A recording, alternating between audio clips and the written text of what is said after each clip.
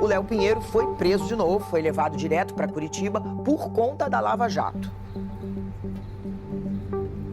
A Lava Jato mostrou claramente o uso e o abuso da prisão cautelar como instrumento de tortura institucionalizado para forçar acordos. As pessoas fizeram delação para não ser presas ou foram soltas para delatar. Essa é a regra. Como é que era feito? Simples. Você prende o sujeito, dá ele uma pena muito grande, ele faz as contas. Diz, quando eu sair, vou ter 90 anos. Aí dizem para o preso, se você colaborar e denunciar as pessoas, ele te reduz a pena. Vários deles tiveram a pena reduzida para 20 anos para 2. Todos vão para casa e tudo. Ao decretar a prisão de Léo Pinheiro por tempo indeterminado, Sérgio Moro disse que novas provas e fatos contra o empreiteiro foram descobertos desde que ele ganhou liberdade. Esse mesmo Léo Pinheiro já tinha por 2 vezes tentado fechar um acordo de delação, confessando inúmeros outros crimes dele e dos colaboradores de sua empresa, e por 2 vezes essa delação tinha sido rejeitada. E nessas 2 oportunidades, ele tinha inocentado o ex-presidente Lula a respeito de qualquer questão. A gente vai até Curitiba porque o assunto é a Lava Jato. Está marcado para hoje um novo interrogatório de Léo Pinheiro. Na última vez que esteve na frente do juiz Sérgio Moro, o ex-presidente da OAS ficou calado, porque agora ele resolveu falar. Léo Pinheiro, em agosto, ele não quis responder às perguntas. Agora mudou de ideia e quer esclarecer alguns detalhes, segundo a defesa. Ele se apavora e resolve, então, diante dessa perspectiva, ele então resolve fazer a delação. Ele oferece um depoimento na condição ali de réu, sem obrigação de dizer a verdade. A delação, se fosse espontânea, ela sai na primeira semana. O que você tem para contar? O cara conta, acabou. Mas aí alguém diz, não, isso aí é insuficiente. Eu preciso agregar mais coisa. Não tem muito sentido alguém estar há 2 anos até concluir uma delação e aí ser posto em liberdade.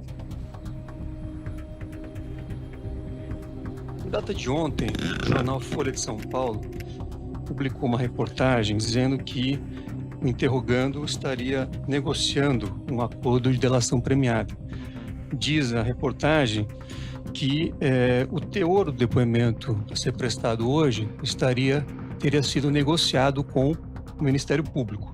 Excelência, respondendo à alegação do eminente advogado, sim, e conversas com o Ministério Público. Não há a formalização de um acordo, muito menos a homologação deste acordo pelo Judiciário, mas há sim conversas. Na verdade, Excelência, eu pediria então a suspensão, porque não é possível um interrogando prestar um depoimento se está em processo de delação premiada, como foi confirmado aqui. Hoje, o interrogando tem o direito constitucional de ficar calado e de mentir. Agora, se ele é um delator, aí a situação jurídica se altera. Então, essa indefinição da situação jurídica me parece bastante prejudicial à defesa. Veja, doutor, eu, na verdade, não vejo motivo para suspensão, porque, no fundo, o acusado pode vir aqui no momento interrogatório e ele vai se defender, vai dar a versão dos fatos, quer seja verdadeira, quer não seja verdadeira. O fato de existir um acordo em andamento, alguma negociação, não sequer se sabe se isso vai ser efetivado, não é causa de suspensão do processo. Não tinha sido fechado um acordo de delação, mas o depoimento dele foi aceito e ele foi beneficiado como se um colaborador fosse. Então o senhor já foi indagado sobre esse tema? Eu não respondi, eu fiquei em silêncio. O comportamento do senhor, então, está sendo diferente nessa oportunidade. Aí, é uma orientação dos meus advogados, senhor, me desculpar, mas... Nós temos 2 Léo Pinheiro. O Léo Pinheiro, que declara que o presidente Lula não tinha participação nenhuma naquilo. Depois o Léo Pinheiro, submetido à prisão nesse ambiente que muitos consideram um ambiente de tortura psicológica, volta atrás e vira um colaborador informal do processo, isso depois vira matéria de jornal, isso vira escândalo. Um dos maiores amigos do ex-presidente Lula no mundo empresarial, Léo Pinheiro, prestou depoimento ontem ao juiz Sérgio Moro em Curitiba. Ele fez graves acusações à principal estrela do Partido dos Trabalhadores. O ex-presidente da OAS afirmou que o triplex do Guarujá pertencia à família Lula. Havia ali um certo acordo para que o depoimento dele fosse num determinado sentido, de incriminar o ex-presidente, e ele seria beneficiado com isso, como acabou sendo beneficiado, tanto em primeira quanto em segunda instância. O ex-presidente da empreiteira OAS, Léo Pinheiro, foi solto hoje em Curitiba. Ele estava preso desde setembro de 2016 e tem 5 condenações na justiça relacionadas à Lava Jato. Vejam a gravidade do fato, revelando um desejo recôndito, assim, que sempre foi negado pelo então juiz Sérgio Moro, de condenar o ex-presidente Lula.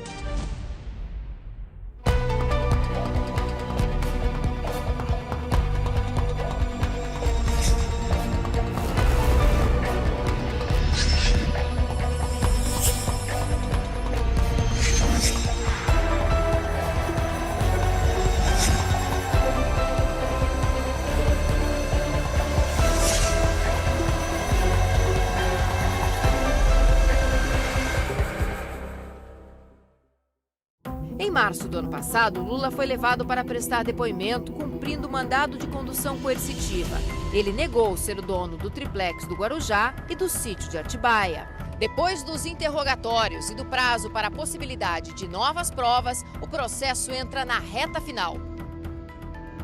Quando tem o grande embate mesmo, Lula e Sérgio Moro frente a frente, foi uma coisa propagandeada na mídia durante muito tempo, então ninguém passava imune àquilo. Kennedy, agora o que esperar do depoimento do ex-presidente Lula ao juiz Sérgio Moro, que já está até sendo considerado por alguns como uma batalha? Lula diz que não há materialidade nas acusações e o desafio de Moro é justamente derrubar o argumento da defesa do ex-presidente de que faltariam provas contra ele.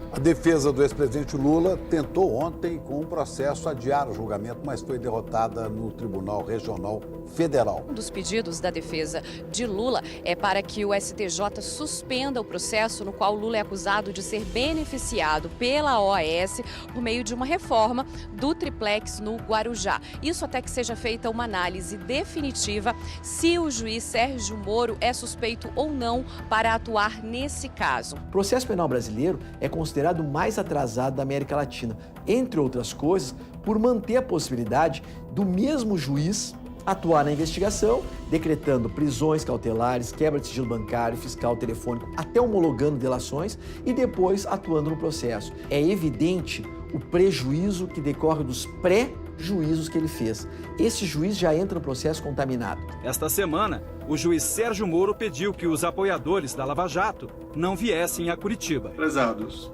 aqui é o juiz Sérgio Moro. Estou usando a rede social para transmitir um recado.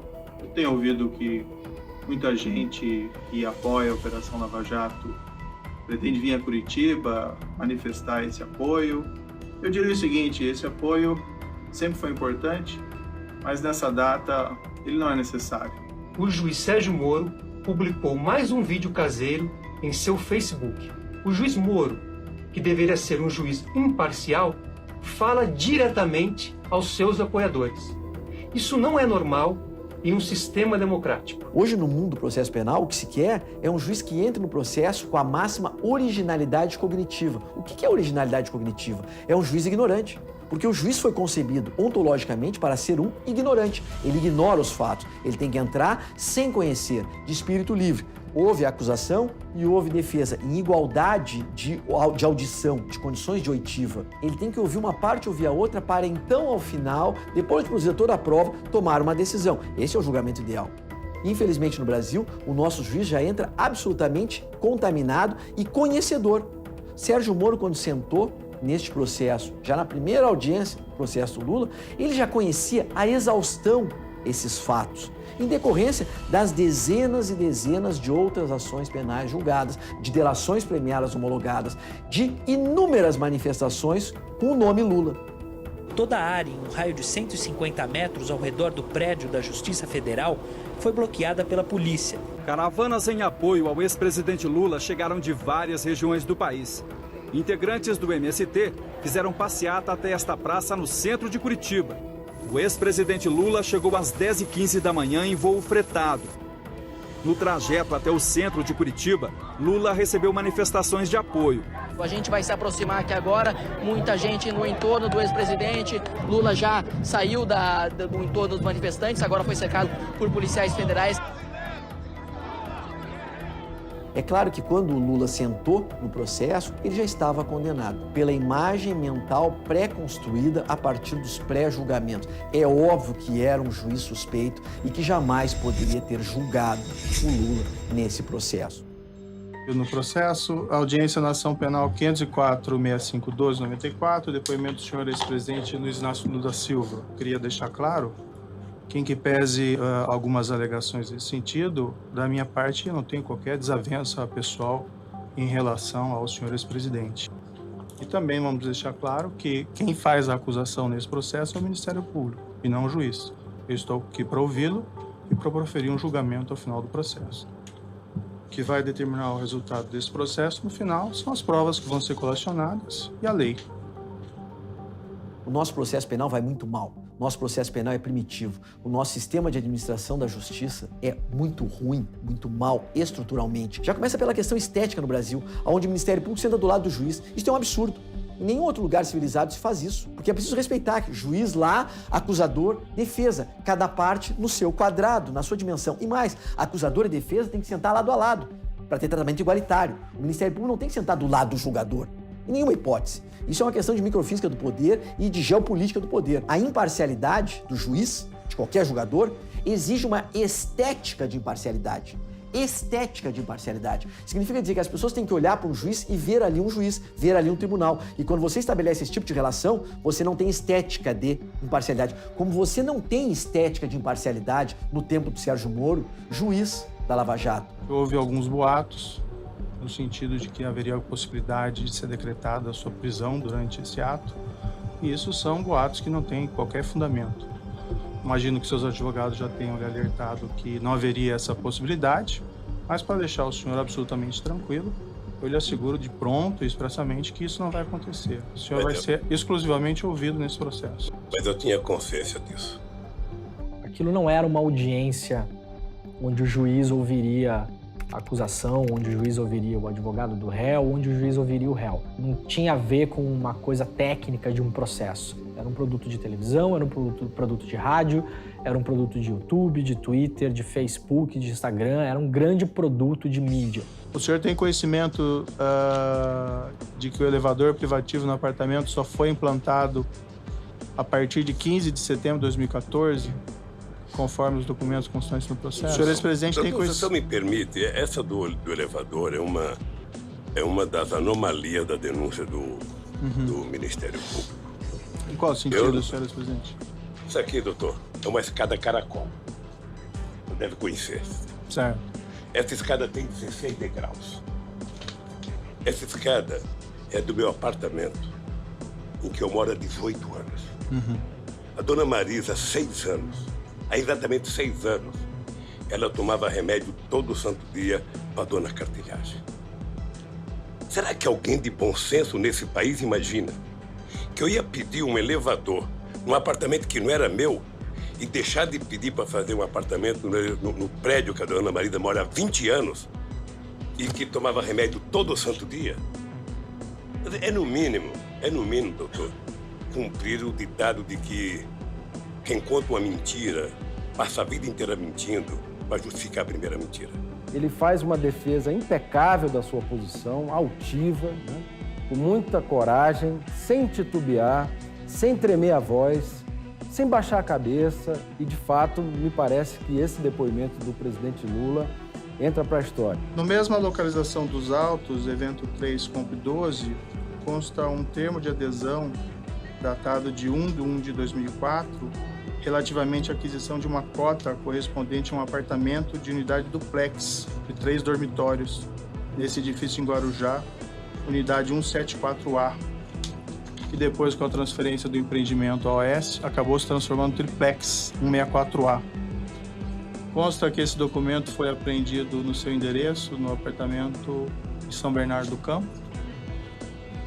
Não me mostraram isso. O senhor quer dar uma olhada? Quem apreendeu não me mostrou um apartamento em São Bernardo do Campo. Está assinado por quem? Não está assinado. Você não está assinado, doutor? Tinha que ter pelo menos algum elemento concreto, né? Uma escritura, uma promessa de compra e venda, coisas assim palpáveis, concretas, né? Para poder dizer, senhor Luiz Inácio Lula da Silva é proprietário desse bem, desse imóvel. E isso não ficou demonstrado nenhuma vez. Consta nesse documento, não sei se o senhor chegou a verificar, uma rasura. O número 174, correspondente ao triplex nesse mesmo edifício, foi rasurado. Em cima dele foi colocado o número 141. Isso foi objeto de um laudo pericial da Polícia Federal. Eu posso lhe mostrar o laudo aqui, se o senhor quiser dar uma olhada. Quem rasurou? Isso não está identificado. Eu também gostaria de identificar quem rasurou. Um acusado, ex-presidente da República, diante de seus acusadores e diante do juiz da causa, que também assume o papel de acusador, interferindo nas falas da defesa, interferindo na fala do próprio réu, do próprio acusado, fazendo perguntas que seriam próprias da acusação. Na mesma época dessas visitas que o senhor ex-presidente fez ao triplex, depois da senhora, sua esposa, houve também reformas custeadas pela OAS no sítio em Atibaia? Excelência, pela ordem. Eu pediria a Vossa Excelência que o interrogatório, o momento da autodefesa, fosse em relação exclusivamente à delimitação já feita por Vossa Excelência nas decisões anteriores. Se for necessário, podemos rever a decisão de Vossa Excelência aqui para termos aqui presente qual é o real escopo da ação. Certo. Os destinatários da cozinha instaladas pela OAS naquele mesmo ano no apartamento 164A e no sítio Atibaia seriam o ex-presidente e sua esposa, segundo o Ministério Público. Eu vou lhe mostrar aqui essas mensagens. Quando chegar, doutor, eu não vou responder. Quando chegar Atibaia, eu responderei tudo que perguntar sobre Atibaia. O senhor Léo Pinheiro esteve com o senhor ex-presidente no sítio de Atibaia, projeto da cozinha do sítio de Atibaia, também realizadas reformas pela OAS no sítio em Atibaia. Eu só quero... Eu entendo o seu papel como juiz, mas eu só quero que entenda o meu como depoente. Sobre Atibaia, eu falarei tudo de Atibaia no processo específico de Atibaia. Há uma técnica de interrogatório presente em relação ao ex-presidente Lula que não há em relação aos demais réus. No dia do interrogatório do ex-presidente, ele chegou com uma pasta em que era visível, havia um calhamaço com perguntas previamente preparadas, páginas e páginas e páginas de perguntas, no sentido de realizar uma determinada pergunta e, ao longo do depoimento, voltar sistematicamente a uma pergunta feita inicialmente. Com outras palavras, num claro intuito de pegar a pessoa em alguma contradição. Isso não demonstra que o interrogador queria conhecer os fatos genuinamente, de maneira serena. Ele, na realidade, buscava procurar algum elemento para, futuramente, na sentença, prejudicar o réu. Esse não é um juiz imparcial.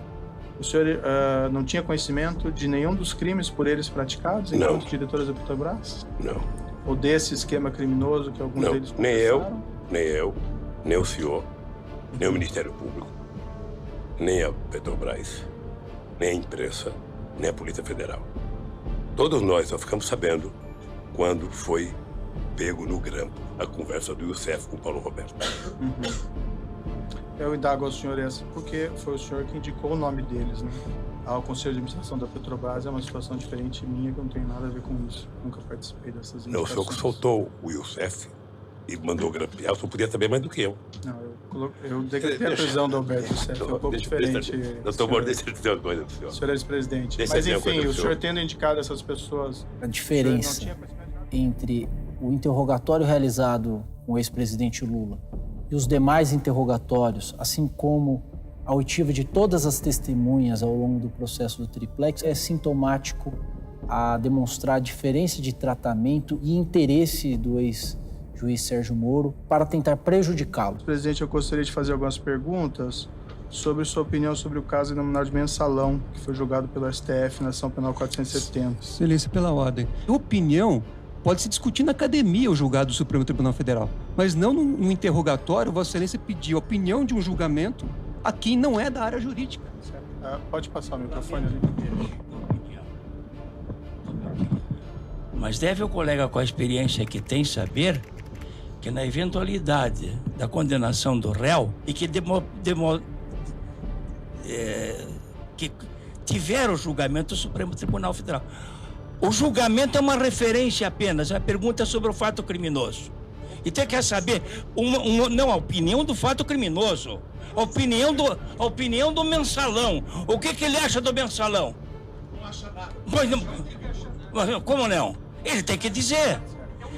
Não foi normal o posicionamento do Dr. René Dott, um professor consagrado de direito penal, tem uma bela história na advocacia, mas de maneira inexplicável naquela audiência, ele perdeu a linha e agiu de uma maneira que a gente só tem a lamentar muito. É difícil de compreender até hoje. Mas ele tem que dizer, Doutor, não estou representando ninguém. Está falando agora, não é seu momento. O doutor tem falado nessa audiência o tempo todo, cansativamente. O advogado está falando agora. Parece que não se respeita a autoridade do juiz do caso. É evidente isso. Inclusive falando sem pedir a palavra. Isso não se faz. O Fernando, isso não se faz. Tem que dizer sim ou não. Com licença, eu vou interromper a gravação. Conversei com um advogado americano que esteve no Brasil e ele me disse, eu levei muitos anos para entender que Sérgio Moro não era do Ministério Público e não era da Polícia Federal, que ele era um juiz. Porque a estética dele não é essa para nós ali. Olhem que coisa sintomática de que aos olhos do mundo o nosso processo é primitivo, porque existe uma confusão de papéis entre acusador e juiz. Para ele aquilo ali era uma corte tendenciosa, porque não havia uma estética de imparcialidade. Na verdade, essas perguntas formuladas pelo Ministério Público, eu quero ressalvar aqui, não está julgando Lula. As perguntas são minhas, senhor presidente. Isso aqui, claro. O senhor recebeu uma denúncia. Sim. O senhor tirou isso de uma denúncia feita pelo Ministério Público. Não, essas perguntas são minhas. Aqui, o Ministério Público não tem relação com elas. De uma acusação. Certamente é de uma acusação feita pelo Ministério Público. Claro. Grampearam os telefones do escritório de advocacia Teixeira Martins Advogados, que patrocina o ex-presidente Lula. Como é que se pode ter um processo justo quando o acusador passa a saber todos os passos e a estratégia que a defesa está se utilizando para poder defender os interesses do seu cliente? Numa situação como essa, o processo é um teatro, é um jogo de cena. E se o Ministério Público investigasse corretamente, ele percebia que eu tenho um apartamento onde eu moro e 2 apartamentos na Vila Bahia, em São Bernardo do Campo, e um terreno chamado Los Fubangos, em São Bernardo do Campo. Sim. Como eles contaram uma primeira inverdade, eles vão morrer contando a inverdade, porque ficaram prisioneiros da imprensa. Corrupção, solicitar, receber ou aceitar promessa de vantagem. Ele nunca dormiu lá, ele não realizou reformas, nunca recebeu as chaves desse apartamento. Nenhuma das testemunhas diz que ele solicitou a reforma. Tecnicamente, a acusação, ela não tem sustentação. O presidente da República não foi feito para metalúrgico. Não foi feito para quem não tinha diploma universitário. Não foi feito para quem só tinha diploma primário e era torneiro mecânico. Eu, pacientemente, assumi a presidência da República quando todos os intelectuais brasileiros e, sobretudo, os economistas diziam que o país ia acabar. Só que, senhor presidente, as declarações finais não são para ser declarações políticas. Mas eu vou, é porque, doutor Moro, eu espero que o senhor tenha paciência. Peço a condescendência de Vossa Excelência por alguns minutos, Excelência. Só, senhor presidente, para esclarecer assim que não sei quanto vai durar o seu pronunciamento final, não é para fazer um apanhado do que o senhor fez no seu governo na prestação de contas, né? Moro é uma pessoa extremamente arrogante, prepotente. O interrogatório do réu é um momento, sobretudo, de autodefesa. É o único momento em que o réu pode usar suas próprias palavras para se defender, olhando para a cara do juiz. Então, o juiz não pode cercear em momento nenhum, a palavra do réu. Ele tem direito a dizer o que ele bem entender lá dentro. Eu me preparei para não ficar nervoso como algumas pessoas ficam. É que, às vezes, a gente recebe a mesma pergunta tantas vezes que, sem querer, você vai ficando irritado. Claro. Sem querer, você vai ficando irritado. Ou seja, e eu espero que o doutor Moro tenha recebido do Ministério Público a prova concreta, material, sabe, de que o apartamento é meu. Claro. Porque o que eu estou percebendo, desde que foi criado o tal do contexto, sabe, da caçamba feita pelo Ministério Público na questão do PowerPoint, sabe, quem está sendo julgado é um estilo de governar, é um jeito de governar. Se as pessoas que estão fazendo essa denúncia, sabe, querem saber como é que se governa, eles têm que sair do Ministério Público, entrar num partido político, disputar as eleições, ganhar, eles saberem como é que se governa. Governar democraticamente, com a oposição da imprensa, com a oposição do sindicato, com o direito de greve, fortalecendo o Ministério Público, fortalecendo a Polícia Federal, fortalecendo todas as instituições da fiscalização nesse país. Então, essas perguntas todas, na verdade, elas estão questionando é um jeito de governar. 7 horas e 15 minutos, acabou o depoimento de cerca de 5 horas. Os advogados e procuradores já saíram. E o objeto da ação, como havia sido previamente delimitado pelo juiz Moro, eram 3 contratos da Petrobras, um triplex do Guarujá e o armazenamento do acervo presidencial. Esses temas foram esclarecidos por ele. A gente está vendo agora uma comitiva saindo aqui do prédio da Justiça Federal. O repórter Marcelo Rocha está nesse momento em frente ao local do interrogatório. O ex-presidente Lula saiu daqui, foi direto para um ato público no centro da cidade. Eu nunca tive tanta vontade como eu tenho agora. Vontade de fazer mais. Eu tô vivo e tô me preparando para voltar a ser candidato a presidente desse país. E provar mais uma vez que se a elite brasileira não tem competência para consertar esse país, o metalúrgico de 4 anos primário vai provar que é possível consertar esse país. A imagem de Lula e os vídeos mostram algumas respostas sensacionais de Lula, que são recortadas e acabam gerando inúmeros conteúdos que atingem alguns agrupamentos que normalmente não abordam política, não são petistas, mas que enxergam no duelo entre Lula e Moro algo digno de humor, tirando, naquele momento, Sérgio Moro da sua ideia e sua aura de juiz intocado.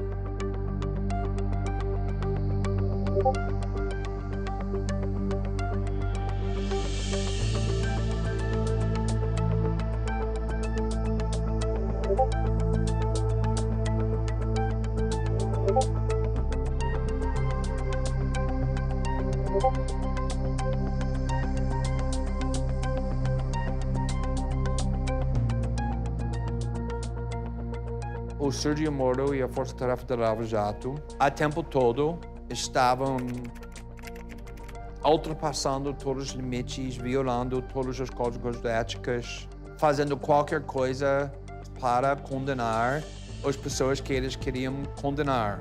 A reportagem que nós fizemos mostrando, por exemplo, o Sérgio Moro zombando a defesa do Lula, falando os advogados do Lula já fez seu showzinho deles e agora é o tempo para vocês fazer sua campanha pública, mandando os procuradores e zombando a defesa do Lula.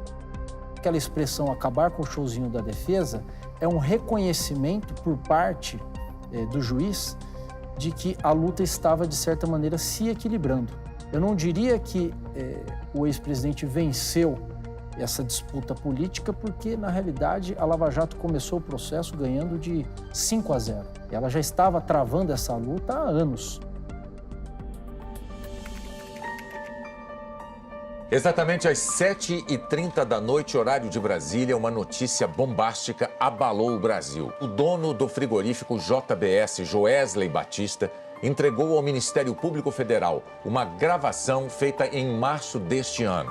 Nela, Joesley Batista conta ao presidente Michel Temer que está pagando pelo silêncio do ex-deputado Eduardo Cunha. Que eu mais ou menos dei conta de fazer até agora. Eu estou de bem com o Eduardo. Ele mantém isso. Posteriormente, Rocha Loures foi filmado recebendo uma mala com R$500 mil enviados por Joesley. Na mesma delação de Joesley, O senador Aécio Neves, presidente do PSDB, é gravado pedindo ao empresário 2 milhões de reais. A entrega do dinheiro a um primo de Aécio também foi filmada.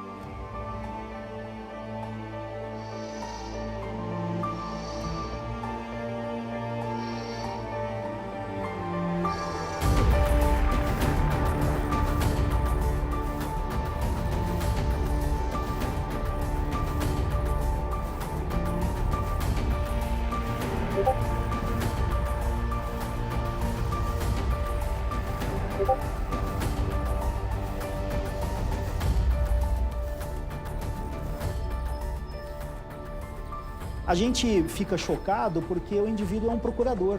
Supostamente ele tem uma grande formação, então ele não pode cumprir um papel ridículo. Acontece que no teatro da política as pessoas vestem fantasias, elas assumem papéis. Ali ele não era mais procurador. Ele tinha que se dizer procurador porque aquilo fazia parte da encenação do golpe. Mas ele não era mais procurador. Ele era um político. O juiz que condenou o Lula não era mais um juiz.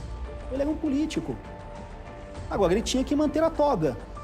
Por quê? A toga era fundamental para que fosse bem sucedido o argumento de que o golpe não era golpe.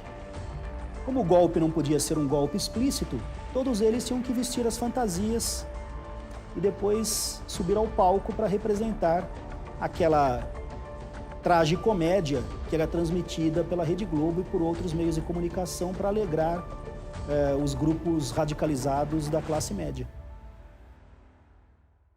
9 anos e meio de prisão para o ex-presidente Lula. O juiz Sérgio Moro declara culpado de corrupção e lavagem de dinheiro por ocultar a propriedade do triplex em Guarujá. Moro analisa provas documentais, periciais e testemunhais. E afirma na sentença: a única explicação para a ausência de esclarecimentos concretos é que, infelizmente, o ex-presidente faltou com a verdade em seus depoimentos. O ex-presidente Lula foi condenado a 9 anos e 6 meses de prisão. Um duro golpe nas pretensões do petista de voltar à presidência da República no ano que vem. Se a sentença de Moro for confirmada em instâncias superiores, Lula fica proibido de ocupar cargos públicos por 19 anos. Hoje você confere aqui com exclusividade a cobertura da manifestação Lula na cadeia. Festa e queima de fogos, porque chegou um dos dias mais esperados da última década. Caso essa condenação seja confirmada em segunda instância pelo Tribunal Regional Federal da 4ª Região, com sede em Porto Alegre, Lula será preso e pode ficar inelegível. O tribunal leva em média cerca de 1 ano e meio para analisar as sentenças de Moro. O TRF não é muito célere no julgamento da segunda instância e a lei da ficha limpa exige, como bem expôs o Dr. Rolo, que a condenação em tribunal colegiado. Nos embargos de declaração, na resposta, ele deixou claro que a sentença dele e a condenação dele não guardavam relação com o teor da denúncia. E, portanto, a chance de o Lula ser absolvido no TRF é gigantesca. A defesa de Lula recorreu ao Tribunal Regional Federal em Porto Alegre. Alegou que o dinheiro da compra e reforma do triplex não veio da Petrobras, que Lula não pediu qualquer vantagem indevida em razão do cargo de presidente e que o juiz Sérgio Moro negou a produção de provas, não seguiu a denúncia e se baseou no depoimento de Léo Pinheiro, que tenta acordo de delação premiada. Como é que uma acusação que não se sustenta tecnicamente, não tem provas para poder ampará-la, ela leva a uma condenação e a todo esse espetáculo que foi criado em torno do caso? A única explicação possível é que a estratégia de comunicação dos acusadores foi muito bem feita, muito mais do que a questão jurídica. A gente fica acreditando que esses caras são grande coisa também. O jeito que tem uma formação como ele tem, ele jamais cometeria ilegalidades assim evidentes. Pelo menos ele manteria um rito formal, né? Um golpe não tem mais rito formal. É igual os juízes na época do nazismo lá, não tem mais rito formal. O sujeito já entra condenado. E quando passa o tempo, isso vira só uma página vergonhosa da nossa história. Eu não sei como é que alguém consegue escrever quase 300 páginas para não dizer absolutamente nada de prova contra a pessoa que ele quer acusar. E vocês viram que eu disse o seguinte, olha, você não pode me absolver. Não tem como. Ou seja, o que vocês já falaram até agora, o que a imprensa já me condenou até agora, só do Jornal Nacional foram 20 horas. 20 horas de Jornal Nacional. Vocês vejam que os tucanos não aguentaram uma capa da Veja. Caiu todos. Eu tenho não sei quantas capas de revista, 50 e não sei quantas, mas a do final de semana, que deve ser todas com a minha cara outra vez, e mais 20 horas de Jornal Nacional. E eu sinto que há, companheira Gleice, uma tentativa de me tirar do jogo político.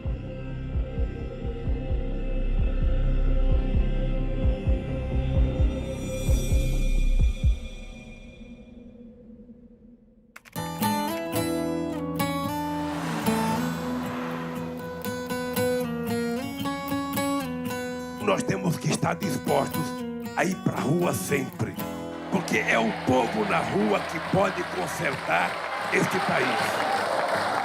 Quando ele vai fazer as caravanas pelo país, não é, por acaso, na minha visão, que ele começa pelo Nordeste. Ele estava segurando sua principal base eleitoral. Porque esta base é que me permite ser competitivo na eleição presidencial. Ele tem carinho e o povo daqui tem um carinho muito grande por ele. E toda vez que ele vem aqui, os momentos são sempre muito emocionantes. Os depoimentos particulares. A senhora que estava rezando todo dia por ele, as cartas que ele recebe, as manifestações, as músicas que fazem. É um volume assim, de identidade que as pessoas têm com ele e que reconhecem nele o cara que melhor fez quando foi presidente da República pelo Brasil.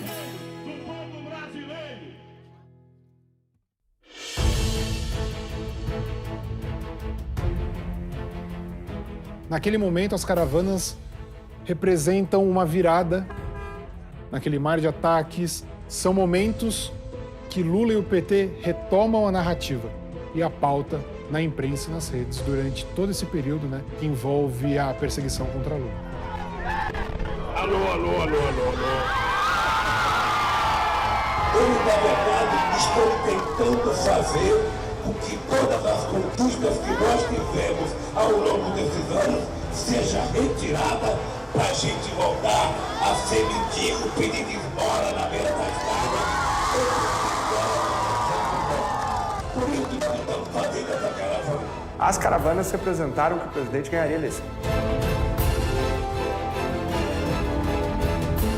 De qualquer adversário.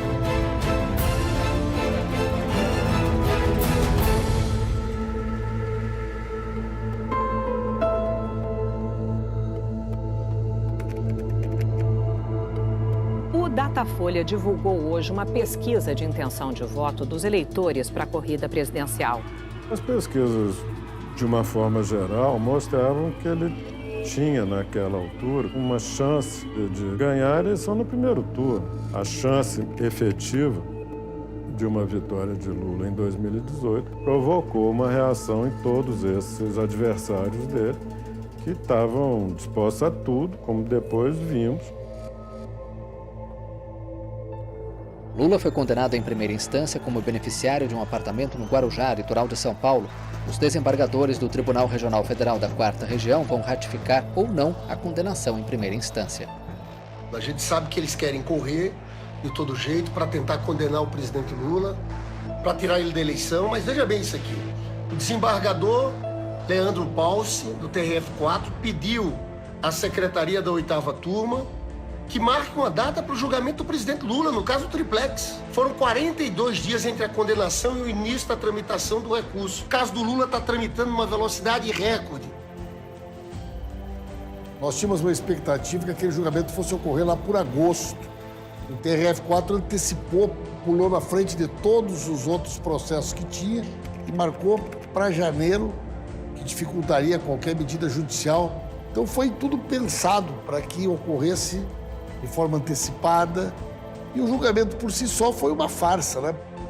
O processo subiu para o Tribunal Regional Federal com uma rapidez incomum. O que isso demonstra? É só mais uma etapa daquilo que vinha sendo denunciado desde o início, no sentido de que há um anseio, há um desejo inconfessável de condenar e de que essa condenação ocorresse o mais rápido possível. Para quê? Inviabilizar o ex-presidente sob o ponto de vista eleitoral. Mandem aplausos, likes, curtidas e emojis de emocionada satisfação para Sérgio Moro, Deltan Dallagnol, Carlos Fernando, Rodrigo Janot e agora também para os desembargadores do TRF4, que tiveram a ideia genial de julgar o caso em tempo recorde. Se o prazo médio tivesse sido seguido, isso só se daria em setembro, no mês anterior à eleição. E esqueçam, e aí Lula seria elegível. O relator, quando recebeu o processo, levou 36 dias para fazer o relatório, o que já é algo admirável. Você relatar um processo de 250 mil páginas em 36 dias. Ocorre que o revisor, o juiz revisor do processo, levou 6 dias para fazer a revisão. Isso quer dizer que ele leu 2.000 páginas por hora sem dormir durante 6 dias. Eu sou uma leitora, assim, voraz. Eu acho que eu leio muito e com muita velocidade. O máximo que eu consigo ler por dia é 80, 90 páginas. E isso se eu não fizer quase mais nada. Se eu sentar lá no meu gabinete na universidade e tiver que dar aula, nada. Lanchar, almoçar e ler. Então, para mim, é uma proeza, não é? Um juiz é de flash, né? Um juiz relator e um juiz revisor devem conhecer a fundo o processo sobre o qual vão dar o seu parecer. Esse é o mesmo tribunal cujo presidente, Dr. Thompson Flores, deu uma declaração no jornal dizendo que a sentença que condenou o presidente Lula era irretocável, para em seguida afirmar que não tinha lido o processo. Quando eu fui reunir com ele, eu já como líder da bancada, eu entrei na sala dele, deve ter uns 10 quadros enormes, quadros pintados à mão, a óleo, que são parentes dele que já ocuparam grandes cargos no Poder Judiciário desde a época do Império. O Thompson Flores é, com certeza, o lado mais obscuro do Judiciário. E ele que comandou aquele episódio. Eu quero, como democrata, como brasileiro, como cidadão, iniciar a convocação. Dia 24 de janeiro. Vamos todos a Porto Alegre, numa vigília cívica, exigir a volta do país à democracia, exigir que as eleições diretas do Brasil sejam completas e limpas, com a participação de Luiz Inácio Lula da Silva. As manifestações dos movimentos que apoiam Lula serão concentradas no trecho entre o Anfiteatro Pôr do Sol até o estádio Beira-Rio. Eu estava lendo na internet agora, né, em vários sites, que tem uma galerinha vermelha aí se organizando para vir a Porto Alegre. Manifestantes fazem uma caminhada em Porto Alegre a favor do ex-presidente Lula. Venham, mortadelas, venham muitos, porque não vai ter mimimi. O Parque Maurício Sirotsky Sobrinho, que fica em frente ao TRF4, onde vai acontecer o julgamento, virou QG da Brigada Militar. A movimentação é intensa desde o fim de semana. É linha, pau, gás e bomba. Defender o Lula hoje é a democracia que a gente está sustentando no Brasil, carregando nos ombros dele, porque a injustiça não combina com a democracia. Eu não tenho nenhuma dúvida que nós estamos, durante esses 3 dias, escrevendo as páginas mais importantes da defesa da democracia no século XXI no nosso país. Em defesa do Lula, em defesa do Estado Democrático de Direito e contra o golpe. O ex-presidente Lula falou sobre o julgamento hoje de manhã na sede do Sindicato dos Metalúrgicos do ABC em São Bernardo do Campo. Eu estou tenso.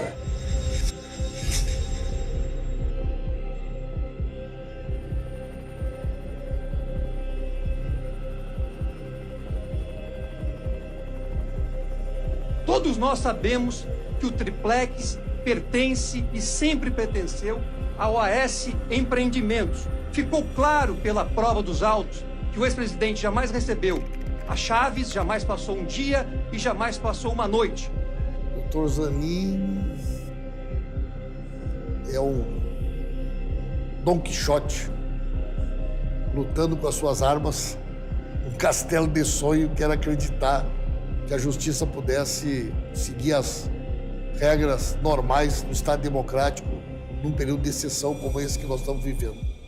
Meus cumprimentos à Sua Excelência, Juiz Federal Sérgio Moro, nosso colega de primeiro grau. Magistrado talentoso, corajoso, brilhante, que teve e tem à frente de si uma complexa análise de casos que lhe são submetidos à decisão e processamento. A imputação mais importante não diz respeito propriamente ao recebimento do triplex, porque afinal de contas, não é? É um bem de menor valor. A imputação mais importante está na primeira parte da denúncia, quando se coloca o presidente da República como garantidor do funcionamento dessa organização criminosa mediante as indicações e manutenções das pessoas nos cargos. Alguns votos ali dos desembargadores chegaram a tocar na tese do domínio do fato para, estranhamente, reforçar a condenação dizendo que ele era o chefe de uma organização criminosa, quando ele nunca foi acusado no processo de ser chefe de organização criminosa. O que mais me surpreende daquele julgamento foi o fato de que o relator ficou horas lendo o seu voto, propôs uma pena. O revisor, que teoricamente estaria conhecendo o voto do relator naquele momento, leu o seu voto e na hora de propor a pena por escrito tinha exatamente o mesmo número de anos, o mesmo número de dias.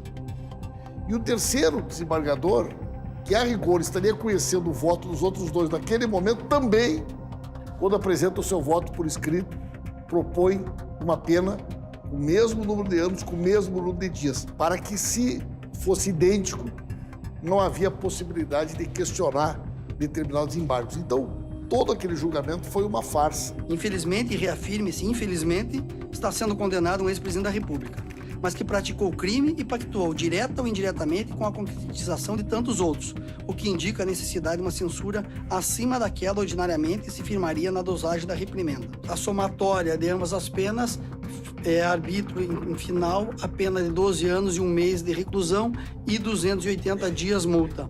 O regime inicial de cumprimento da pena é o regime fechado. Quando o processo sobe para o TRF da 4ª Região, há um aumento dessa pena. Ele tinha um objetivo claro de evitar, sem a menor sombra de dúvida, que o presidente Lula fosse beneficiado pela prescrição daqueles processos. Os 3 desembargadores do TRF4 em Porto Alegre votaram pela condenação do ex-presidente Lula. Portanto, o placar é de 3-0, condenação por unanimidade. Assim que saiu o resultado de Porto Alegre, grupos a favor da condenação do ex-presidente festejaram o resultado do julgamento. Esta decisão tirou o presidente Lula do jogo, estão completamente enganados porque o povo colocará. Ele sabe que eu não cometi um crime. Eu me disporia a ficar com os 3 juízes um dia inteiro, televisionando ao vivo, que eu quero que eles me mostrem qual é o crime que o Lula cometeu. Então, eu não estou preocupado se você é candidato a presidente, não. Eu quero é que eles peçam desculpa pela quantidade de mentiras que eles estão contando contra mim já faz 4 anos. Existia, sim, uma relação entre os procuradores, entre o ex-juiz com o tribunal. Basta dizer que o ex-juiz Sérgio Moro e o TRF4, os desembargadores do TRF4, têm relações pessoais, né? Muito antes deles assumirem os cargos que assumiam. Eram amigos muito próximos, muito antes disso, que obviamente coloca o processo, inclusive, em dúvida, porque você vê ali, as defesas viram isso muitas vezes e acusaram isso, uma ação entre amigos em vez de um instrumento de justiça. Durante o julgamento, nos intervalos do almoço, dos lanches, os procuradores se entravam junto com os desembargadores, como se fossem todos eles parte de uma mesma equipe, né?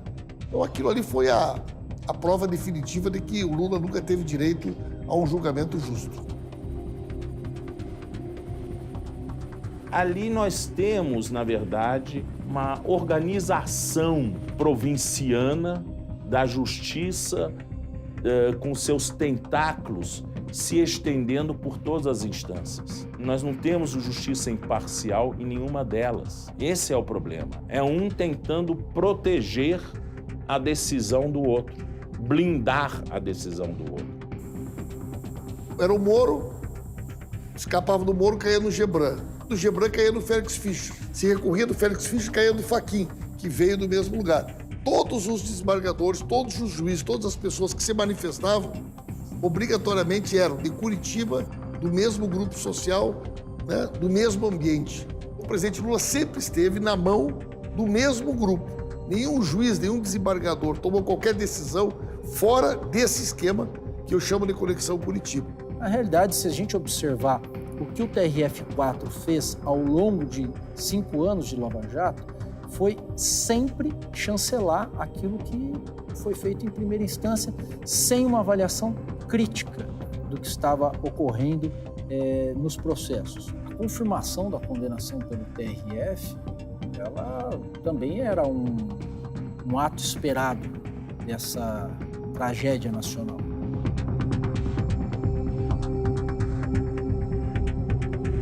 Não sei se eles vão passar para a história como juízes ou como algozes. O herói não é o cara que enforcou o Tiradentes. Foi o enforcado que virou herói.